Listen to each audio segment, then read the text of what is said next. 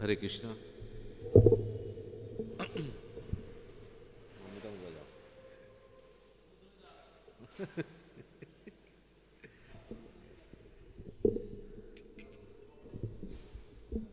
हाँ, दाओ दाओ दाओ।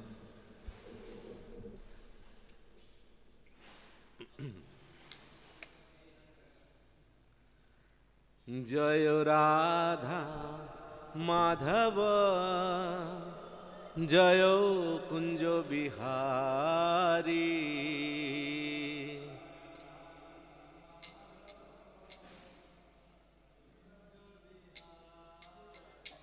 जय राधा माधव जय कुंज बिहारी।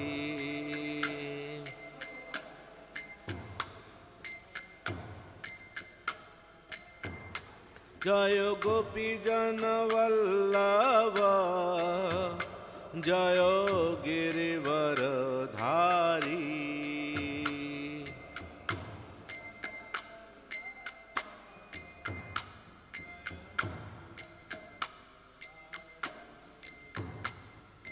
यशोदानंदन ब्रज जन रंजन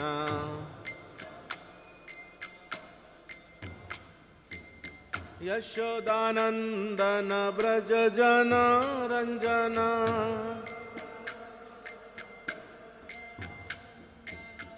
जमुना तीर बनचारी।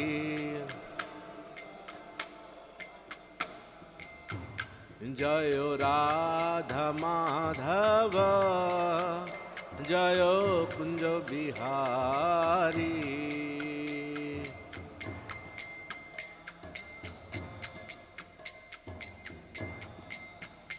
हरे कृष्णा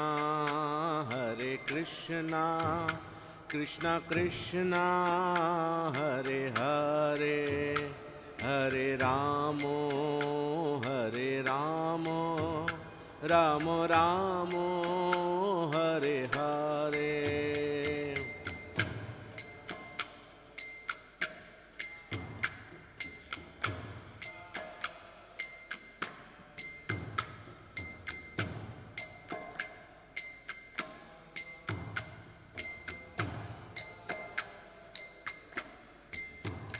हरे कृष्णा कृष्णा कृष्णा हरे हरे हरे रामो राम राम हरे हरे।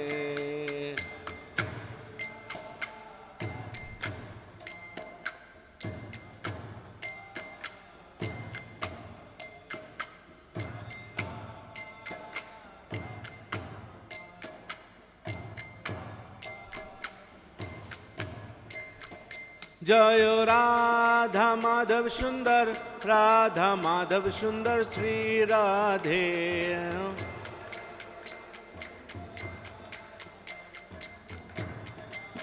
जय ललिता विशाखा जय राधा माधव सुंदर ललिता विशाखा जय राधा माधव सुंदर।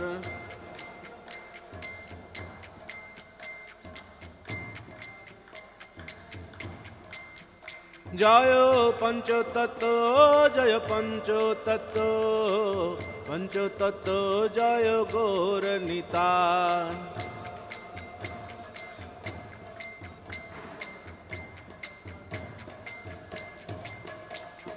जय जय प्रभुपाद।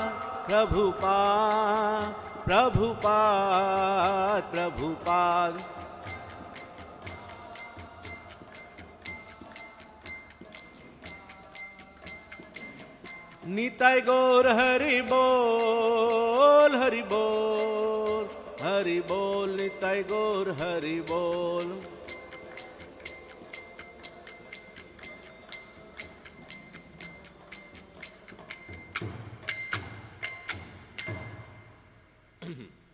ओम अज्ञानातिमिरनन्दस्य ज्ञानाञ्जनशलाकया चक्षुरुन्मीलितं येन तस्मै श्री गुरुवे नमः।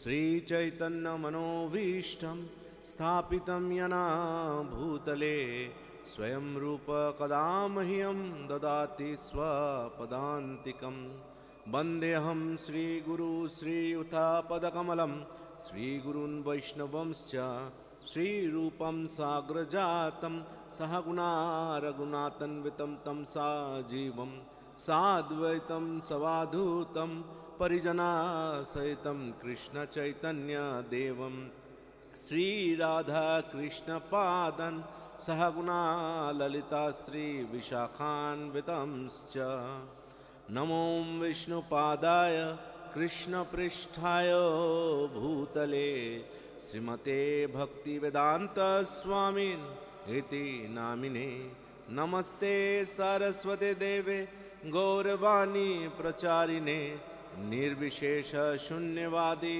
पाश्चात्यदेशतारिणी हे कृष्णा करुणा सिंधु दीनबंधु जगतपते गोपेशा गोपिका कांत श्रीराधा कांत नमस्तुते तप्त कांचन गौरांगी श्रीराधे वृंदावनेश्वरी वृषभानुसुते देवी प्रणमामि हरिप्रिये वाञ्छाकल्पतरुभ्यश्च कृपा सिन्धुभ्यैव च पतितानां पावनेभ्यो वैष्णवेभ्यो नमो नमः।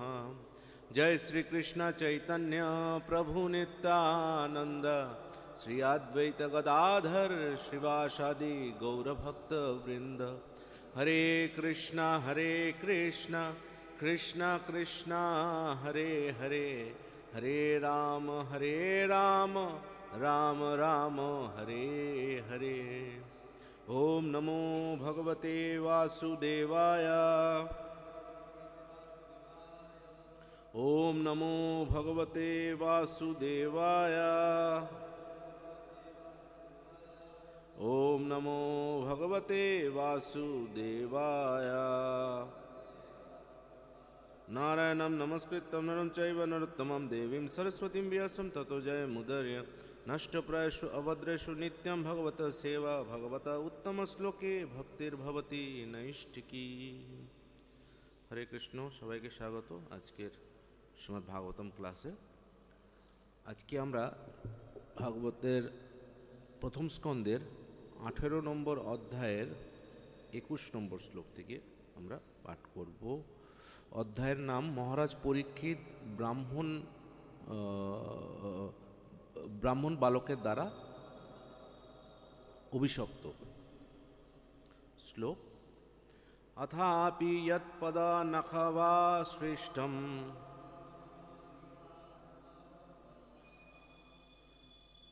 जगद्विरिञ्चोपारितारहना अम्भा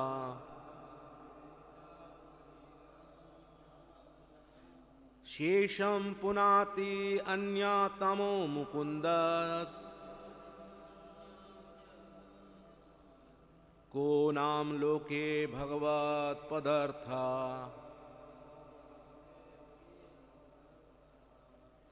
अथापि यत्पदानखवा श्रेष्ठम्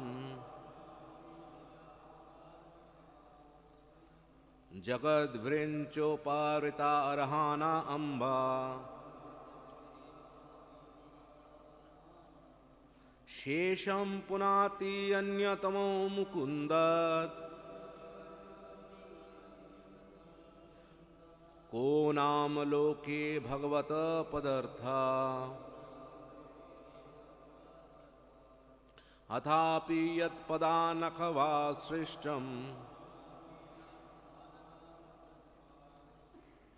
जगद्विरिञ्चोपारिता अर्हाना अम्बा शेषं पुनाति अन्यतमो मुकुन्द को नाम लोके भगवत्पदार्था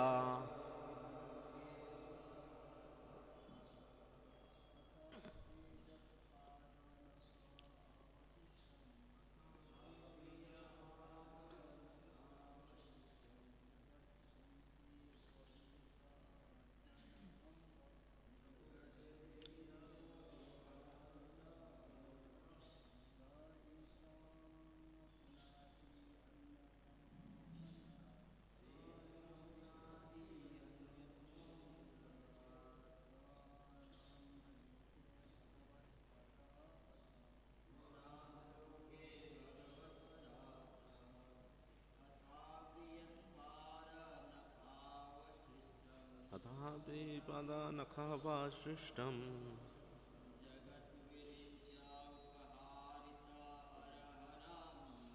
जगद्विरिञ्च पारयिताम्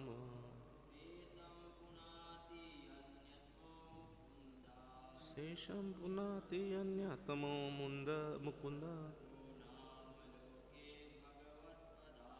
को नाम लोके भगवत्पदार्थ। হরে কৃষ্ণ হরে কৃষ্ণ। অনুবাদ: ব্রহ্মা যার পদনখ নিঃসৃত সলিল সংগ্রহ করে অর্ঘ্যস্বরূপ তা মহাদেবকে নিবেদন করেন গঙ্গা রূপে এবং যা মহাদেব সহ সমগ্র জগৎকে পবিত্র করছেন, এই জগতে সেই মুকুন্দ ভিন্ন অন্য কে ভগবৎ শব্দ বাচ্য হতে পারেন? তাৎপর্য: মূর্খ লোকেরা মনে করেন যে বৈদিক শাস্ত্রে বহু ঈশ্বরবাদ প্রতিপন্ন হয়েছে। তাদের সেই ধারণা ভ্রান্ত। ভগবান হচ্ছেন এক এবং অদ্বিতীয়, কিন্তু তিনি বহু রূপে নিজেকে প্রকাশ করেন। সে কথা বেদে প্রতিপন্ন করা হয়েছে। ভগবানের এই প্রকার বিস্তার অসংখ্য, কিন্তু তাদের মধ্যে কেউ জীব। জীবেরা ভগবানের অংশের মতন শক্তিশালী নন এবং তাই ভগবানের বিস্তার দুইভাবে হয়। ব্রহ্মা হচ্ছেন জীবতত্ত্ব এবং শিব হচ্ছেন ভগবান এবং জীবের মধ্যবর্তী মাধ্যম স্বরূপ। অর্থাৎ ব্রহ্মা এবং শিব আদি মুখ্য দেবতা ও ভগবানের সমকক্ষ বা ভগবানের থেকে বড় নন। লক্ষ্মী দেবী এবং ব্রহ্মা ও শিবের মতন সর্বশক্তিমান দেবতারাও বিষ্ণু বা শ্রীকৃষ্ণের আরাধনা করেন। তাই মুকুন্দের শ্রীকৃষ্ণের থেকে অধিক শক্তিশালী এবং পরমেশ্বর ভগবান পদবাচ্য আর কে হতে পারেন? লক্ষ্মী দেবী, ব্রহ্মা এবং শিব স্বতন্ত্র শক্তি সম্পূর্ণ নন। ভগবানের অংশ হওয়ার ফলে তারা ভগবানের শক্তিতে শক্তিমান এবং তারা সকলেই ভগবানের প্রেমময়ী সেবায় যুক্ত। ভগবানের বিভিন্ন অংশ জীবেরা তেমন ভগবানের সেবায় যুক্ত। ভগবত ভক্তদের 4টি সম্প্রদায় রয়েছে এবং তাদের মধ্যে মুখ্য হচ্ছে ব্রহ্মা থেকে প্রবর্তিত ব্রহ্ম সম্প্রদায়, শিব থেকে প্রবর্তিত রুদ্র সম্প্রদায় এবং লক্ষ্মী দেবীর থেকে প্রবর্তিত শ্রী সম্প্রদায়। এই 3টি সম্প্রদায়ের অতিরিক্ত আরেকটি 4র্থ সম্প্রদায় রয়েছে, যেটি হচ্ছে সনাত কুমার থেকে প্রবর্তিত কুমার সম্প্রদায়। এই 4টি মূল সম্প্রদায় আজও ভগবানের এই দিব্য সেবায় যুক্ত এবং তারা সকলেই ঘোষণা করেন যে শ্রীকৃষ্ণ বা মুকুন্দ হচ্ছেন পরমেশ্বর ভগবান এবং কেউই তার সমান না বা তার থেকে মহৎ নন। জয় শ্রীল প্রভুপাদ কি জয়। তো এই যে শ্লোকটার মেন বক্তব্য হচ্ছে যে পরমেশ্বর যে নাম, এই ভগবান আমরা যাকে বলি, তার যোগ্য কে, কাকে সেই যোগ্যতা দেওয়া উচিত। তো সম্পূর্ণ শাস্ত্র সব কিছুর থেকেই আমরা জানতে পাই একমাত্র শ্রীকৃষ্ণ ছাড়া আর কেউ নন। এই পরম ভগবান, পরম ঈশ্বর আমরা যাকে বলে ডাকি, সে হচ্ছে শুধুমাত্র একমাত্র ভগবান, সে হচ্ছে একমাত্র শ্রীকৃষ্ণ। তো এটা আমরা দেখতে পাই যে ব্রহ্মা কি করছেন, ভগবানের পদনখ থেকে জল সংগ্রহ করছেন। জল সংগ্রহ করে কি করছেন, মহাদেবকে আহ্বান করছেন। তো এই যে এই জল কি করে আসছে, তো এই জল আসছে হচ্ছে মানে ভগবানকে বলা হচ্ছে সর্বকারণ্য কারণ্যম। কৃষ্ণ হচ্ছে সর্বকারণ্য কারণ্যম, সব কারণের কারণ। এবং এই যখন ব্রহ্মাদেব কি করছে, ভগবান যখন সৃষ্টি করছেন, ভগবান সব কিছু সৃষ্টি করছেন, এরপরে দ্বিতীয় সৃষ্টিকর যখন একটি ব্রহ্মাণ্ড সৃষ্টি হচ্ছে, তার সৃষ্টি করার দায়িত্ব দেওয়া হচ্ছে সেই ব্রহ্মাণ্ডের ব্রহ্মাকে।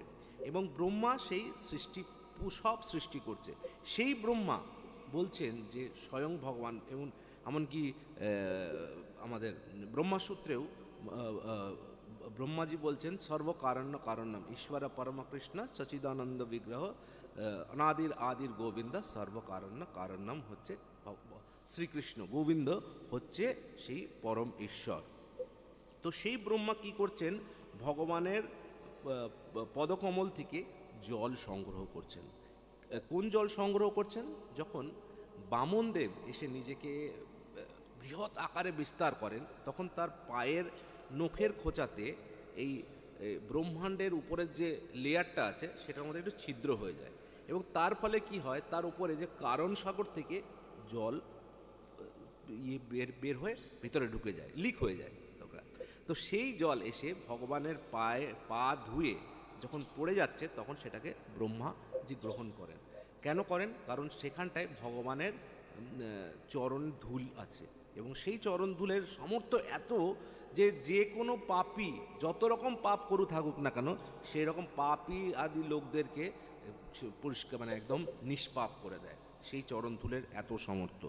তো সেই চরণ ধুলি সে যুক্ত সেই জল, যাকে আমরা গঙ্গা বলি, সেই গঙ্গা জল নিয়ে তিনি শিবজিকে আহ্বান করেছেন, এবং শিবজি তাতে পরম খুশি তিনি যাচ্ছেন যে যেই পাপী আছে না কেন তার মধ্যে সেটা দূর হয়ে যাবে।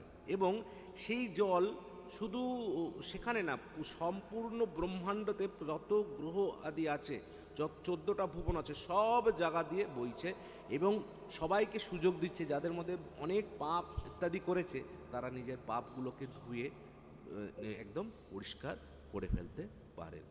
জয় শ্রীমৎ গ্রন্থরাজ শ্রীমৎ ভাগবতম কি জয়। আজকে হচ্ছে নরহরি দাস ঠাকুরের তিরোভাব, শ্রী নরহরি সরকার ঠাকুরের তিরোভাব তিথি। তো এই নরহরি সরকার ঠাকুরকে আমরা সবাই চিনি, প্রত্যেকে চিনি, এবং প্রত্যেকে তার কথা বলি। কি বলি আমরা? নরহরি আদি করি চামর ডুলায়, আমরা করি প্রত্যেকদিন সন্ধ্যা আরতিতে, গৌর আরতিতে। তো এই একটুখানি পড়ছি এখান থেকে। তো মহাপ্রভুর সাথে সাক্ষাতের আগে নরহরির রাধা গিরিধারীর ব্রজ রস সম্পর্কে অনেক সংস্কৃতি এবং বাংলায় গান লিখেছিলেন। পরে তিনি এবং গদাধর পণ্ডিত সর্বদা শ্রী চৈতন্য মহাপ্রভুর সাথে থাকতেন। নরহরি চামুর বা ময়ূর পাখা নেড়ে ভগবানকে খুশি করতেন। শ্রীল ভক্তিবিনোদ ঠাকুর গৌর আরতি কীর্তনে এই উল্লেখ করে, নরহরি আদি করি চামর ডুলাই। নরহরি সরকার পরিবার ছিল বৈষ্ণবদের গর্ব। তাদের প্রভাব শ্রীখণ্ডের সকল মানুষের বৈষ্ণব হয়ে ওঠে। শ্রীখণ্ড বলে একটি জায়গা আছে মায়াপুর থেকে একটু দূরে, সেখানটায় পুরো সেই সময় পুরো গ্রাম, সেই শ্রীখণ্ড গ্রামটা পুরো মানে মহাপ্রভুর প্রচারের জায়গা ছিল। সেখানে প্রত্যেকে ভগবানের ভক্ত ছিলেন, এবং আজও সেই গ্রামটা আছে, এবং সেখানে সবাই ভগবানের ভক্ত। তো বলছে সেটা সেই শ্রীখণ্ড সকল মানুষ বৈষ্ণব হয়ে ওঠে। পুরো গ্রাম পরিণত হয়েছিল ঈশ্বর প্রেমের আকাঙ্ক্ষা গাছের শাখায়। ভগবান গৌরচন্দ্রের সময় থেকে শ্রীখণ্ড গৌরের বৈষ্ণব ধর্ম প্রচার কেন্দ্র। একদিন শ্রী নিত্যানন্দ ও প্রভু শ্রীখণ্ডের কাছে এসে নরহরিকে জিজ্ঞাসা করলেন, ঠিক আছে আমরা জানি আপনি কে, তাহলে মধু কোথায়? তো অ্যাকচুয়ালি নরহরি যে কে সেটা নিত্যানন্দ প্রভু জানতেন, এবং জিজ্ঞেস করেন মধু কোথায়। নরহরি তার অতীন্দ্রিয় শক্তিতে ভগবানের সন্তুষ্টির জন্য এক পাত্র জলকে মিষ্টি মধুতে পরিণত করেন। নরহরি ভগবান শ্যামসুন্দরকে ব্রজলীলায় মধুবতী হিসাবে সেবা করতেন। তিনি গোপী ছিলেন মধুবতী হিসাবে, একজন প্রাণ সুখী যিনি রাধা দামোদর এবং তাদের প্রিয়জনদের মধু সরবরাহ করতেন ব্রজলীলায়। শ্রী নরহরি সরকার রাধা কৃষ্ণ প্রেম পূর্ণ ছিলেন। রাধা ও কৃষ্ণ প্রতি তার ভক্তি ও বিশুদ্ধ প্রেমের গভীরতা কেউ উপলব্ধি করতে পারে না। ব্রজে তিনি হলেন রাধা প্রিয় সখী মধুমতি, মিষ্টির ভাণ্ডার, মধুর ভাণ্ডার, এবং গৌরাঙ্গ লীলায় তিনি নরহরি, রাধাকৃষ্ণ প্রেমের ভাণ্ডার। চৈতন্য মঙ্গলে লেখা। নরহরি সরকারের বই বই পদকল্পতরু এবং কৃষ্ণ ভজনামৃত, এই দুটো বই ওনার লেখা, মধ্যে রয়েছে গৌর এবং নিত্যানন্দ প্রভুর প্রশংসা করে চমৎকার অন্তরঙ্গ গান। নরহরি অনেক মধুর অমৃত গান রচনা করেছেন, যা মধুরতম ভক্তিতে উপচে পড়ে। শ্রীকৃষ্ণ অমৃত ভজনামৃত নরহরি শ্রীকৃষ্ণ এবং শ্রী চৈতন্য মহাপ্রভুকে কিভাবে পূজা করতে হয় তা শেখান। তো এই নরহরি সরকারি এই একটি বই লেখে, যার নাম হচ্ছে ভজনামৃত। সেই ভজনামৃত, এবং তার মাধ্যমে সেই বই পড়েই আমরা জানতে পারি কিভাবে ভগবান শ্রীকৃষ্ণ এবং চৈতন্য মহাপ্রভুর পুজো করা হয়। এবং লোচন দাস ঠাকুর এবং আরও অনেকে এনার শিষ্য, লোচন দাস ঠাকুর অনেকে এনার শিষ্য। আর এনার যে সমাধি, এনার সমাধি হচ্ছে রাধাকুণ্ডের পাশে একটি আশ্রম আছে, যার নাম হচ্ছে রাধা সেবা আশ্রম, যেখানে সবাইকে ঢুকতে দেওয়া হয় না, কিন্তু সেই আশ্রমটাই হচ্ছে, ওখানে তার সমাধি রয়েছে। তো আজকে আমরা এই নরহরি সরকার ঠাকুরকে প্রণাম করছি, আজকে তার তিরোভাব তিথি। জয় নরহরি ঠাকুর কি জয়, শ্রীমদ্ ভাগবতম কি জয়, নিতাই গৌর প্রেমানন্দে, হরি হরি বল।